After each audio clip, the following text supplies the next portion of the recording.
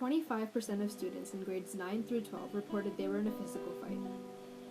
80% of women don't report rape or sexual assault. 30% of students are victims of bullying, and 160,000 kids stay home every day from school because of it. Due to bullying, 15% of high school students have attempted suicide. But why? Because women grow up in a culture that teaches don't get raped, but never teaches men don't rape. Many children are not learning the problem-solving skills they need in order to avoid getting into a physical fight. As a result, they develop ineffective coping skills. Violence. A lack of attention from friends, parents, or teachers can make an individual resort to inflicting harm amongst others. So, what's the solution? Gandhism. What is Gandhism? Gandhism refers to a simple body of ideas and principles combined to demonstrate the visions and life work of Mahatma Gandhi.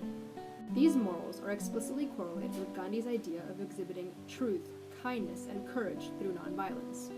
My goal is to preach the terms of Gandhism to high school students.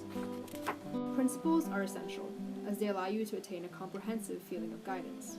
When you live your life rendering principles that revolve around the means of honesty and nonviolence, you are then able to configure positive bonds with others. A famous quote from the Bible, attributed with Gandhism, states, "If someone slaps you on one side of your face, just turn the other cheek."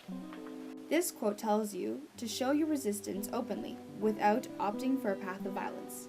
This, in turn, will subside aggression. There's a famous radio segment in India called Gandhigiri, and this session is an advice column that helps individuals solve any issues or feuds using the principles of Gandhism. In one segment, an individual told the host that her parents had set her up with a guy and that they were meeting in a restaurant.